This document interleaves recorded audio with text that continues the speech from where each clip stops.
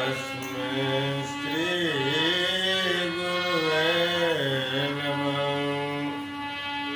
तस्मै श्री गुरुवे नमः। तस्मै श्री गुरुवे नमः।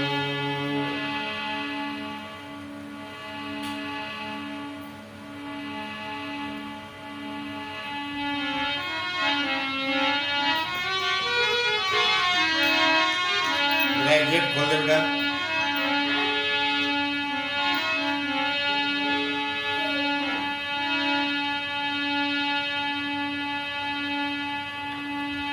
देखिए,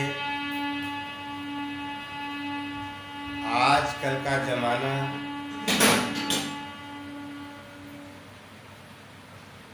थोड़ा करो, ज्यादा नहीं, थोड़ा कर दो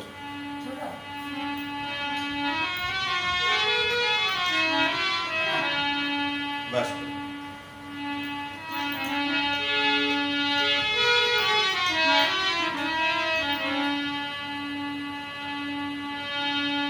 बोलो श्री राम जय राम जय जय राम। बोलो श्री राम जय राम जय जय राम। बोलो श्री राम जय राम जय जय राम।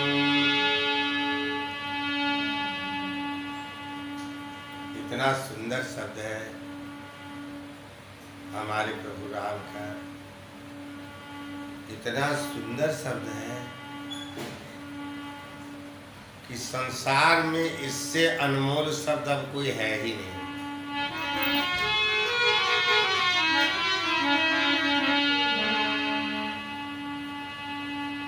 वाणी ऐसी बोलिए मन काया पाखोय,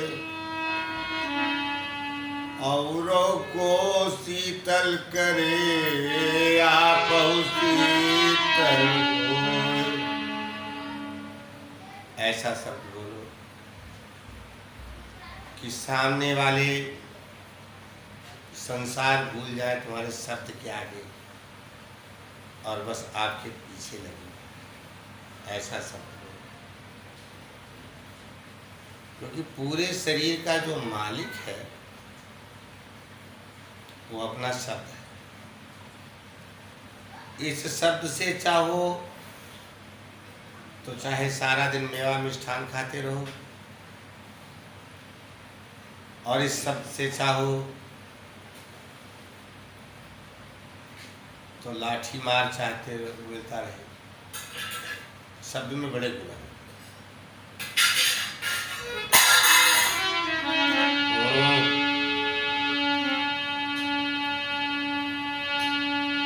ये जिंदगानी बिगाड़ी दियो सोय, ये जिंदगानी बिगाड़ी दियो सोय। आदमी इतना पढ़ लिख लेने के बाद भी और अभी भी सो ही रहा है, जगा नहीं है। अगर इसके अंदर ये जागरूकता हो जाती कि जाको राखी साइयां तो मार सके न, जिसको भगवान नहीं चाहते हैं उसकी मृत्यु नहीं हो सकती।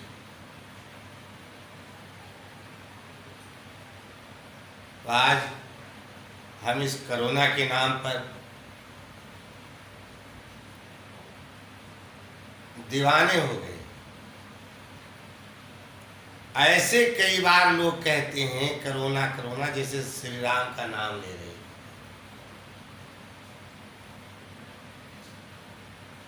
फिर जूझे पड़े हैं दूसरे में, अभी भी कुशल है। अगर हमारे पीएम, हमारे जीएम, हमारे सीएम, हमारे डीएम, हमारे एसडीएम हमारे मीडिया वाले और ये संसार के लोग, देश के लोग, कि जिस दवा से ये जीव ठीक हो सकता है, वंचित रह सकता है, उस दवा का तो कभी ये नाम ही नहीं लेता।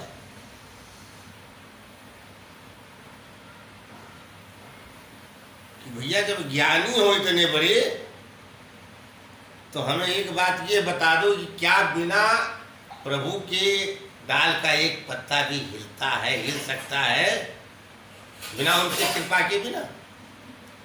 तो जब बिना उनके कृपा के एक डाल का पत्ता नहीं हिल सकता, तो ये कोरोना क्या है?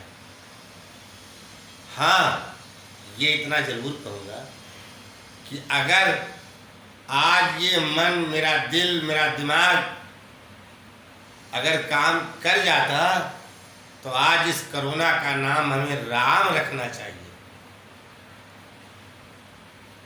कि जिस राम नाम को लोग मरने के बाद जब चार कंधे पर जाते हैं, तब कहते हैं कि राम नाम सत्य है। तो सत्य का ही नाम राम है और राम का ही नाम सत्य है। कहते हैं कि साच बराबर तप नहीं, कि झूठ बराबर पाप, और जाके हृदय में साच है, ताके हृदय में आ।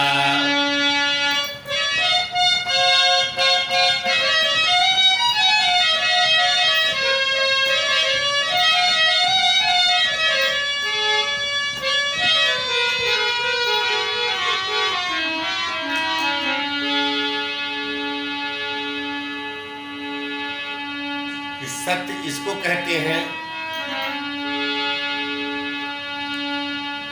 कि शिव संकल्प कीन मन माही, शिव संकल्प कीन मन माही, किया तन सती अभियट अब नाही, या तन सती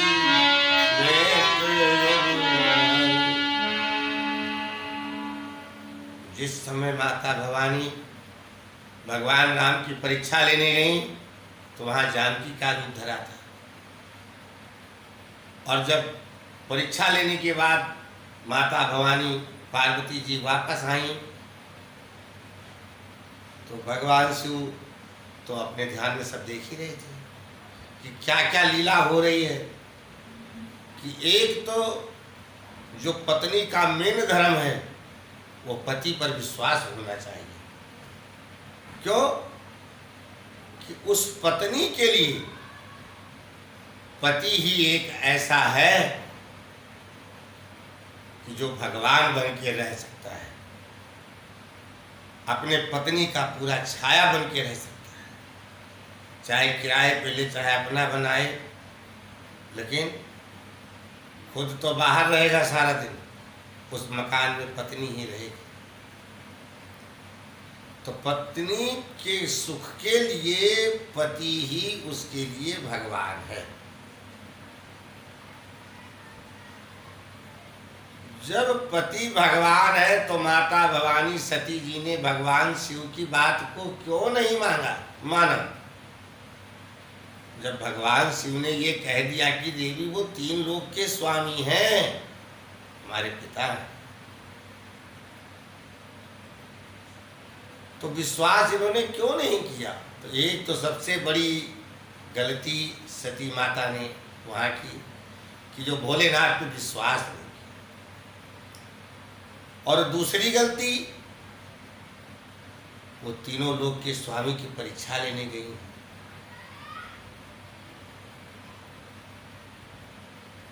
अब ये तीनों गलती जब इकट्ठा हुई है, भोलेनाथ का कोप ऐसा जागृत हुआ है कि जब पूछा भोलेनाथ ने कि कैसे परीक्षा लिया, तो सती जी 2-3 बार तो नहीं बोली, उसके बाद कहने लगी कि मैंने जानकी का रूप धारण किया था। वहीं पर भगवान शिव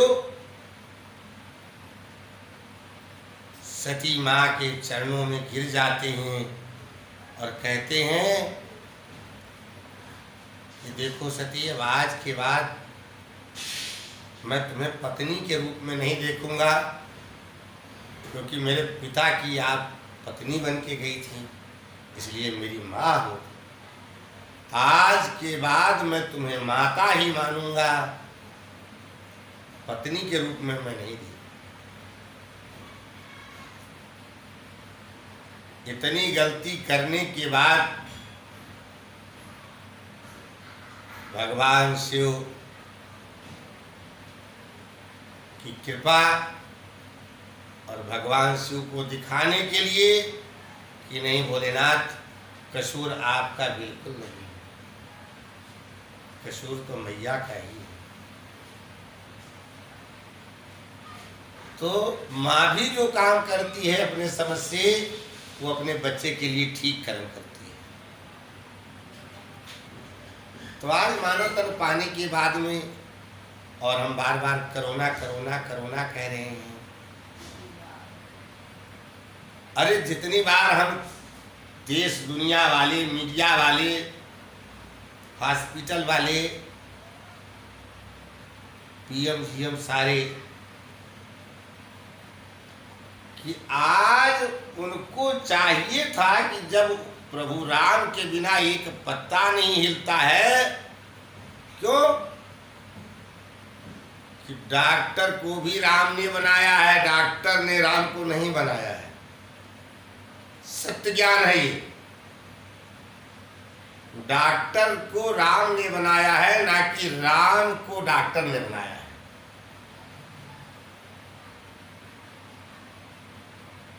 तो जब डॉक्टर को राम बनाने वाले हैं, तो ये कोरोना की बीमारी को कोई और बनाने वाला है क्या?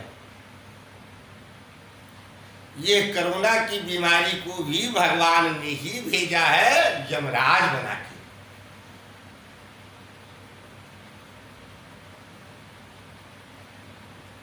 तो भगवान राम के शरण में हम सबको जाना भी चाहिए और भूले भटके को बताना भी चाहिए कि भगवान राम की शरण में चलो, जिन्होंने इस दुख को पैदा किया है, जो इस दुख के मालिक हैं। इसमें ना पाकिस्तान दोष है, ना अमेरिका दोष है, ना चीन का दोष है, ना जापान का दोष है, और ना हिंदुस्तान का दोष है। दोष उन सबका है कि जिन जिन के पास कोरोना जा चुका है या जा रहा है, उनके कर्मों का फल देने के लिए भगवान राम ने क्या यमराज भेजा है। और जितनों को निमंत्रण दिया होगा, उतनों का जब तक कोटा पूरा नहीं हो जाएगा ऊपर, तब तक कोई भी दवा अपने सूझबूझ में नहीं आएगी। तो भगवान राम कहते हैं कि तुम मेरी तरफ बेटा एक कदम चल के देखो, खाली एक कदम अपने घर से मेरे लिए यहाँ आने के लिए मात्र एक कदम चल के देखो। अगर मैं आपके लिए अनेक कदम न चल दूं,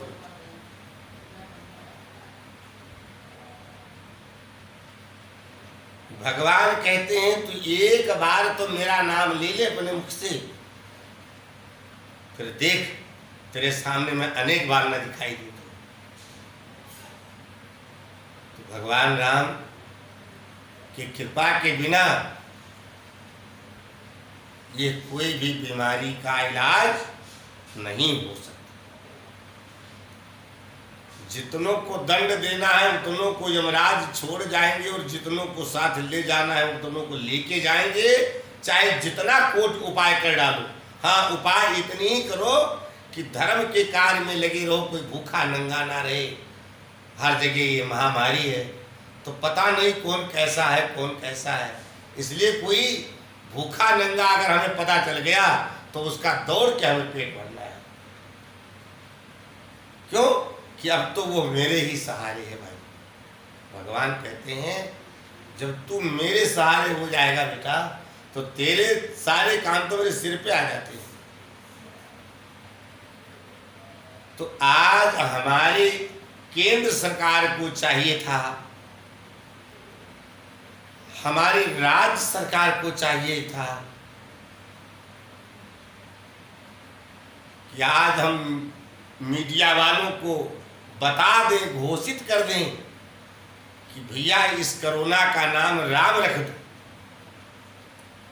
तो जितनी बार हम कोरोना कहते हैं उतनी बार अगर हमारे मुख से राम नाम निकलेगा तो ये कोरोना बहुत जल्दी भाग जाएगा और उन्हीं के कृपा से दवाई मिल जाएगी। जैसे चेचक पहले बहुत होता था, चेचक का टीका लगने लग गया, बच्चा पैदा होता है चेचक का टीका लग जाता है, टेटनस का टीका लग जाता है। और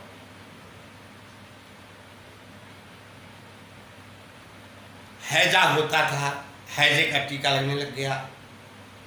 उसी प्रकार से इसका भी टीका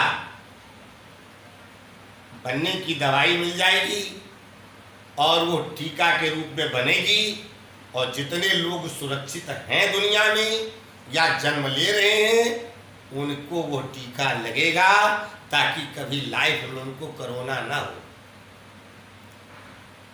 तो हमारा धर्म है कि अगर कोरोना से बचना है भैया तो राम की शरण में चलो। जो कोई नहीं कर सकता है कार्य को उस काम को राम करते हैं। तो जब हमारे दिमाग में ये बात है तो दुनिया की लड़ाई क्यों लड़ रहे हो? अरे ये हर राज्य में, हर कॉलोनी में, हर ब्लॉक वाले को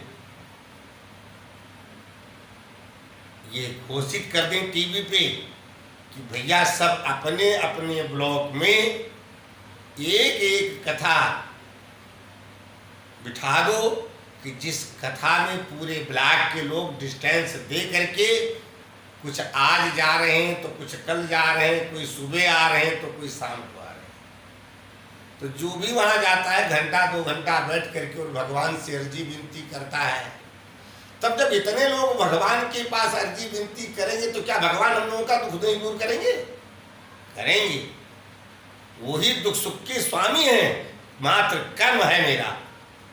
अब आज मेरा कर्म होना चाहिए कि हे परमात्मा मैं बच्चा बन करके आपका बात कर रहा हूँ, नादान बन के बात कर रहा हूँ, मुझे ज्ञान नहीं था, मैं अज्ञानता बस दुनिया में भ्रमण करता रहा प्रभु। लेकिन जब ये मुझे पता लग गया कि इसके मालिक आप हो तो हे प्रभु अब हम सबकी विनती सुनो कि मेरी पूरे देश की सुरक्षा करो नाथ।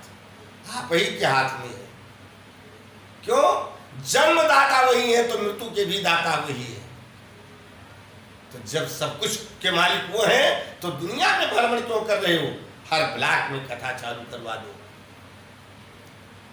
कुछ नहीं तो 5-10 माला हर व्यक्ति जो जपने लायक है, मैं बच्चे की बात नहीं कर रहा हूं, उसे दिन में किसी भी टाइम जब दिल करे भगवान का नाम लेने के लिए तो माला हाथ में ले लो और भगवान से श्वास को जोड़ दो। तो जब सबकी पुकार भगवान के पास पहुंचेगी तो भगवान तो अपने भक्तों की 24 घंटा नौकरी करते हैं। वो तो एकदम नंगे पैर भाग लेंगे, अरे मेरे भक्त ने पुकारा है। तो इस कोरोना के मालिक राम है, इसलिए राम से अर्जी करो जो तुम्हारे दुख को दूर कर सकता है। इसके आगे मैं और कुछ ना कह के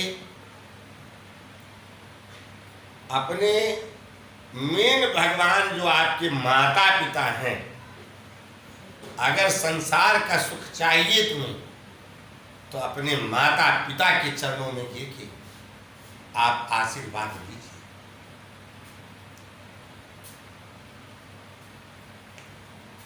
माँ नौकरी करके पाल रही है मुझे,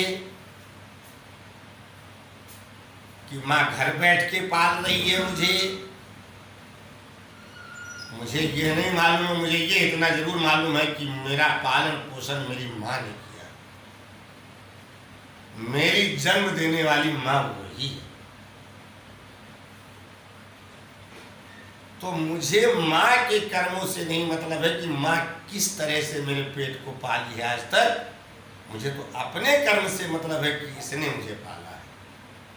इसलिए इससे बड़ा भगवती मेरे लिए कोई नहीं। जो मेरी पहनने की इच्छा होती थी, जो मेरी पढ़ने की इच्छा होती थी, जो मेरी खेल कूद की इच्छा होती थी, जो मेरी खाने की इच्छा होती थी, वो सारी इच्छा की पूर्ति बाप करता है। कि आज इन्हें कुर्ता पजामा सिलवा दो, आज इन्हें सफारी सूट सिलवा दो, आज इन्हें कोट पैंट सिलवा दो, आज इन्हें सोने की अंगूठी पहना दो, आज उनके गले में सोने का हार डलवा दो। अपने बच्चे के लिए बाप ने पता नहीं क्या क्या सोचा होगा, और वो सोच के अंदर तेरे को पाला होगा।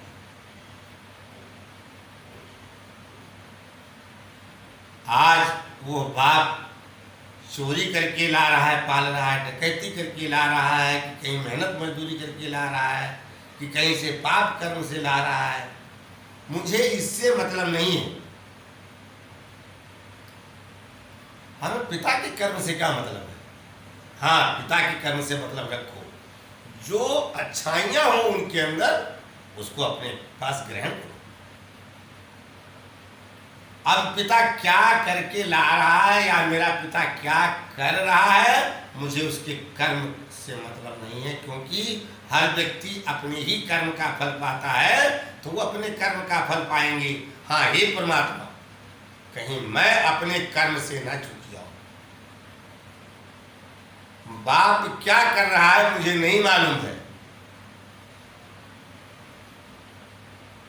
भगवान राम का दुश्मन हिरण्यकश्यप था।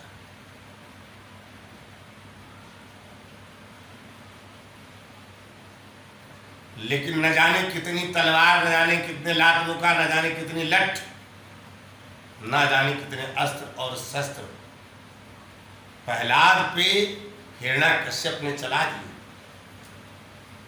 लेकिन किसी भी एक अस्त्र और शस्त्र का जवाब प्रहलाद ने नहीं दिया। तो जब प्रहलाद ने नहीं दिया तो भगवान को नरसिंह रूप धर के मजबूर होकर के आना पड़ा।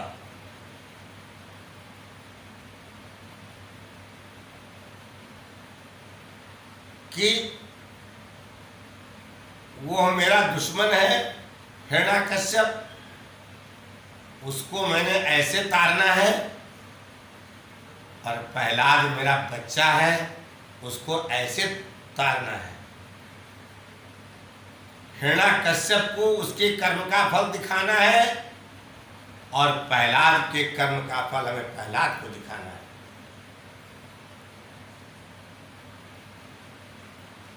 तो भगवान के मन में दो लालसा थी।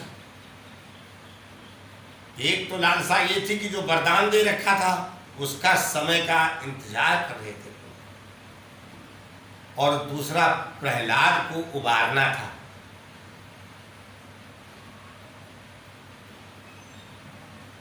तो आज प्रहलाद के पिता अपने कर्म का फल पाए और प्रहलाद अपने कर्म का फल पाए, हमें हिरण्यकश्यप से नहीं मतलब।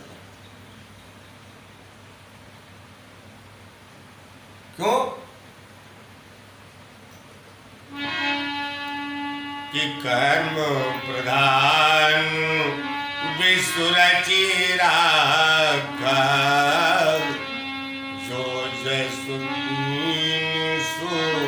तसु फल चाखा। रामचरितमानस में चौपाई है कि जो जैसा कर्म करता है वैसा ही उसको फल मिलता है।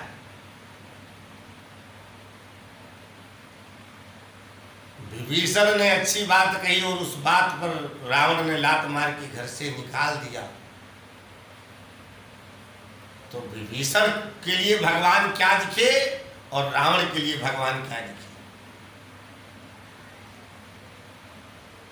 तो आज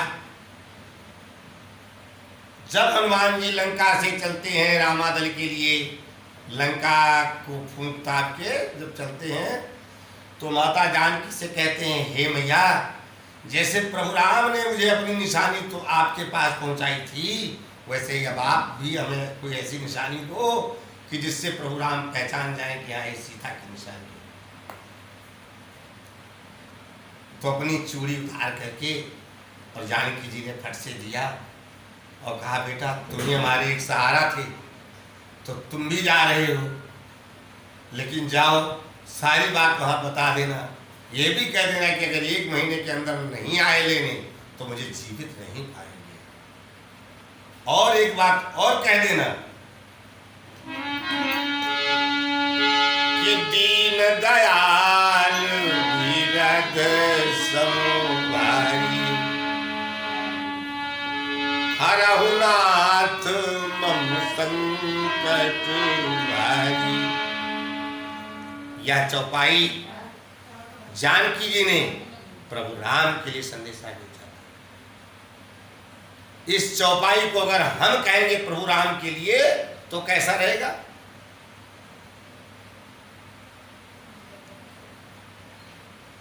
तो इस मनुष्य के अंदर ज्ञान है, उस ज्ञान को वो इस्तेमाल नहीं करता है। वो अब देख रहा है, तब का नहीं देख रहा है। कहीं पड़ा हुआ 10-5 लाख रुपया अगर मिल रहा है तो वो अपने ईमान धर्म को नहीं देख रहा है कि इसका बर्ताव क्या होगा आगे चल के। किसी की बेईमानी लूट घसोट करके अगर हम ले आते हैं तो उस समय मुझे उसी समय की बात याद रहती है कि चलना है, मकान बनवा रहा हूँ, पैसा कम है तो ये जुगाड़ करना है। लेकिन उसे ये नहीं मालूम है कि इस मकान के बनने के बाद क्या होगा, इसका फल क्या मिलेगा।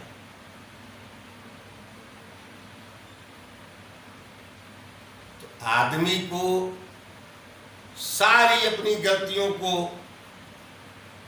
अपने आप को और भगवान की शरण में जा करके और क्षमा मांगना चाहिए। कहना चाहिए, हे प्रभु,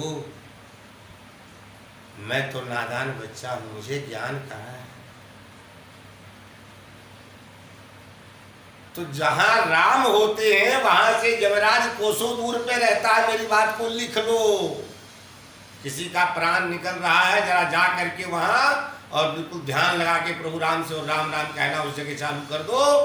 देखो जरा आप तमाशा इस बात का कि राम नाम की कितनी बड़ी महिमा है।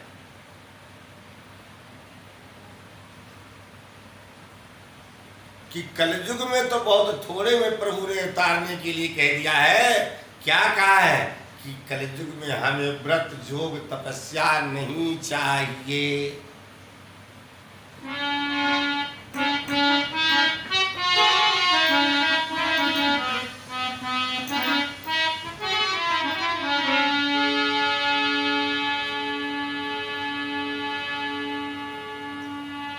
यह बात लक्ष्मण जी परशुराम जी से कहते हैं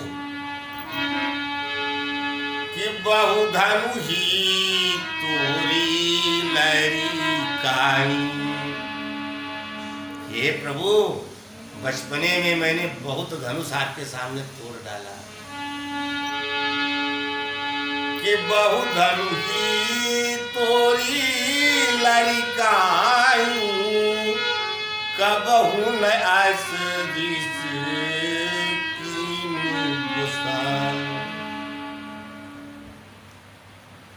इस समय हमें नादान बन करके और सबको चाहिए कि हर गांव में एक कथा भागवत बिठा दी जाए कि जिस भागवत के सहारे गांव वाले इकट्ठा होकर के और 2 घंटा भगवान का नाम, भगवान का काम करने के लिए पहुंच जाए। तो जहां भगवान का नाम होता है वहीं पर चारों धाम होता है। और भगवान का नाम जब पवित्र माना जाएगा कि जैसे एक प्रधानमंत्री से मिलना है तो पहले जाके आगे परमिशन लेनी पड़ेगी। जब परमिशन मिल जाएगी तो उसके आगे जाओगे तो आपका एड्रेस, पता, मुकाम सब पूछा जाएगा। उसके आगे जाओगे तब पूछा जाएगा किस काम के लिए आए हो। उसी प्रकार जो पहली सीढ़ी है जिससे भगवान अर्जी विनती सुनते हैं, भगवान कहते हैं मैं तो कण-कण में रहता हूं, तो मैं तुम्हारे माता पिता में भी रहता हूं। अब तुम वहीं पर अपने माता पिता की सेवा में लगे हुए हो कि ना ना ना, जन्म देने वाली माँ ये है, पालन पोषण करने वाला मेरा पिता है, कमा करके इतना बड़ा पढ़ाया लिखाया सब कुछ ये है, मेरा इससे बढ़कर के भगवान संसार में कोई नहीं है। हे प्रभु कि इनको हमारे लिए 10 साल इनकी उम्र से और ज़्यादा जीने दे, ताकि जब तक रहें तो मैं इनकी सेवा कर सकूं। तो भगवान राम कहते हैं वो पहली मोहर है। जिसने माँ बाप की कदर कर ली वो पहली मोहर लग गई, चलो बेटा आगे जाने लायक हो गए। तो और दूसरा मोहर वो गुरु जो तुम्हें विद्या पढ़ाया, जब वहां भी तुम पेपर दे करके पास हो गए तो उसने भी तुम्हारे हृदय पे मोहर मार के दे दिया कि हाँ भाई ये बच्चा इतना पास हो गया है। अब जब प्राइमरी से 5वीं क्लास का बच्चा पास हो जाता है तो हाई स्कूल वाले में उसको जाके एडमिशन कराना पड़ता है।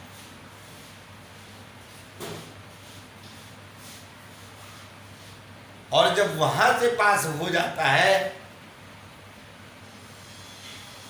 तब भगवान राम कहते आजा बेटा आजा आजा, अरे तू कहाँ था, आजा मेरी गोद में आजा। तो जब भगवान राम की गोद मिल जाए तो फिर इससे बड़ी बात क्या है। और भगवान की गोद लेना है तो सारे एकजुट होकर के कान खोलकर सुन लो। मैं प्रधानमंत्री नहीं हूं, लेकिन जितना ज्ञान अंदर से दर्शा रहा है प्रभु मैं वो बोलूंगा। मैं तुम्हें असली जगह जहां से कोरोना ठीक होना है, ना हींग लगेगी ना लगेगी फिटकरी और माल बन जाएगा चोखा। क्यों?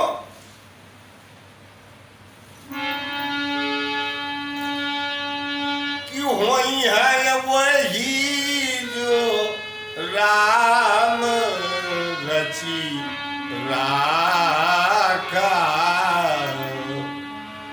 वही होगा प्यारे जो भगवान के मन में होगा। तेरा सोचा तो कुछ होना ही नहीं है। क्यों वही है वही जो राम रची राखा, अपो करी तर्क बढ़ावन साखा।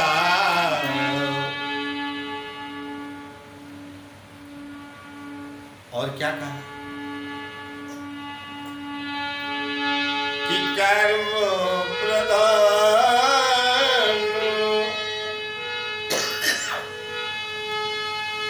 कर्म प्रधान विसुरचि राखा, और जो जसु कीन सो तस फल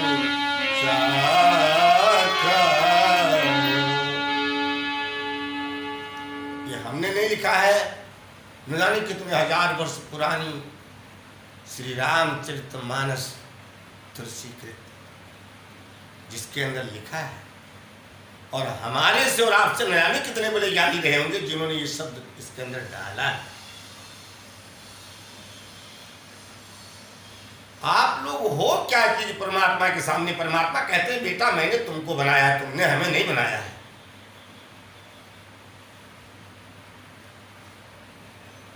परमात्मा की शरण में जाने के लिए पहली पहली मोहर माँ बाप की, दूसरी जिन्होंने विद्या पढ़ाया गुरुजी ने, और तीसरा जब पढ़ लिख करके सत्य ज्ञान लेने गए, जो सतगुरु मिले। अब जब सतगुरु की मोहर लग जाएगी तब बेटा वो बता देंगे कि यही तो है भगवान शिव, मिल लो। तब वो भगवान शिव के पास भेजेंगे। कुछ कमी पेशी होगी तुम्हारी भक्ति में तो उसको भगवान शिव पूरा करेंगे, क्योंकि भक्ति का भंडार तो भगवान शिव के पास है। तब जब भगवान शिव पास कर देंगे तुम्हारे काम को, तुम्हारे कर्म को, तब भगवान शिव कहेंगे कि बेटा तू जिसको कहता था ना राम नाम सत्य है, वो सामने खड़े हैं, मिल ले जाके। तब भगवान शिव ही भेजेंगे, गेट खोलेंगे जो हम भगवान राम से मिल सकते हैं। इसलिए ये सत्य ज्ञान है। अपने मन में विचार कर देखो, और कुछ पूछना होगा तो मेरे कमेंट बॉक्स में लिख देना कि मैं ये पूछना चाहता हूँ सत्य ज्ञान के बारे में, हम बताइए, हम उसका जवाब जरूर देंगे। मेरे प्रभु की ऐसी कृपा है कि हम उसका जवाब जरूर देंगे। अगर ये शब्द समझ में आ रहा है तो ज़्यादा से ज़्यादा लोगों के पास शेयर करें, और हमारे इन शब्दों को सेव कर लें। ये शब्द हमारे आज नहीं तो कल आपको काम आएगा, और इस शब्द की तरफ अगर कहीं चल दोगे तो यह कोरोना भाग जाएगा। इसलिए हम सबसे कह रहे हैं कि जब लगी आग लंका में तो हलचल मची थी, पर विभीषण की कुटिया अकेली बची थी। सही बात है, गलत बात है?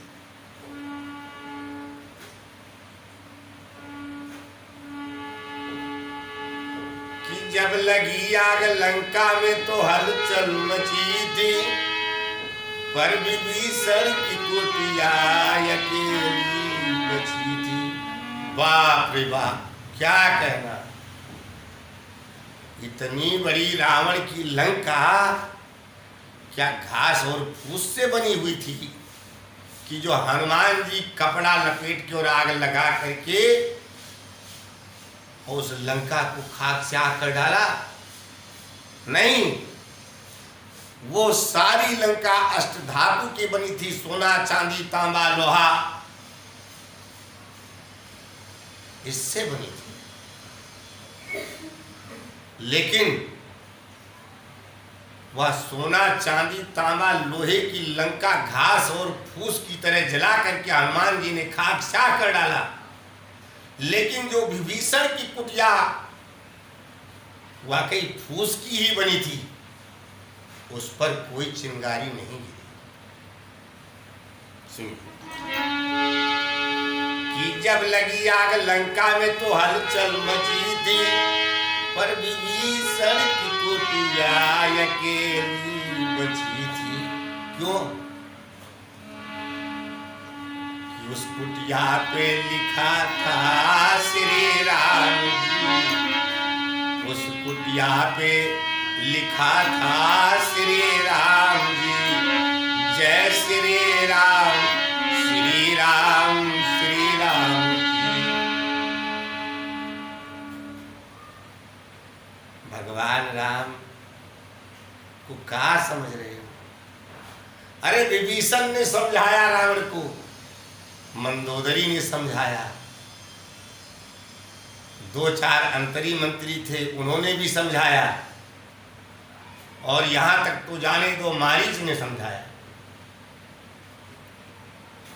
कि दशकंदर किसकी बात कर रहा है, कि जिन्होंने बिना फाल का बाण मारा था और मैं 100 योजन दूर आके गिरा हूं, उनकी बात कर रहे हो दशकंदर?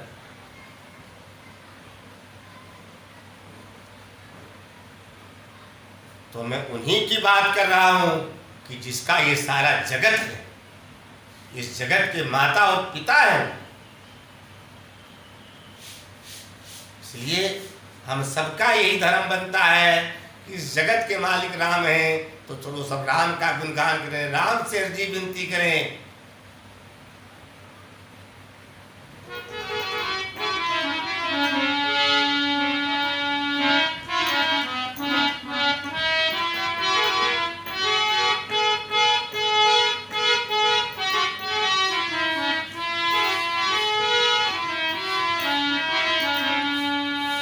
जब जब प्रभु हमको कष्ट पड़ा, तब तब प्रभु तुम्हें बुलाते थे।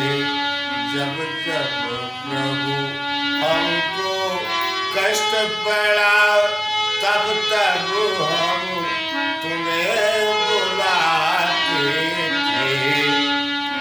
जब सुनो पाते थे शब्द मेरे, जब सुन पाते थे शब्द मेरे, प्रभु दौड़े दौड़े आते थे। जब सुन पाते थे शब्द मेरे, प्रभु दौड़े दौड़े आते थे। मुझे देख के रोता वे भगवन,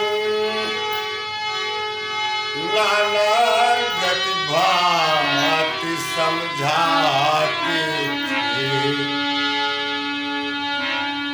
मैं रोना भी चाहत करता, जब रोने की भी चाहत करता, प्रभु आके हमें हंसाते थे। जब जब उस शब्द से सुनते, जब प्रभु जी तो दौड़े दौड़े आते थे।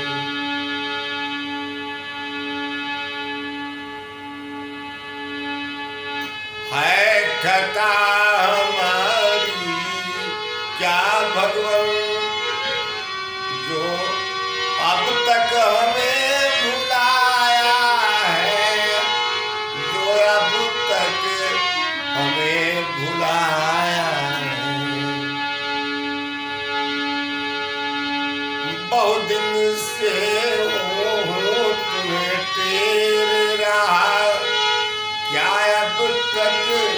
अब तलक नहीं सुन पाया है।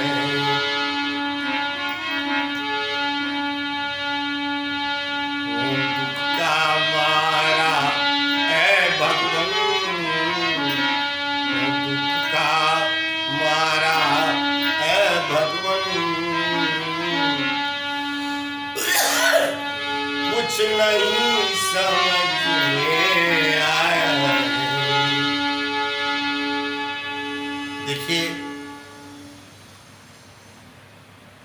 जिस समय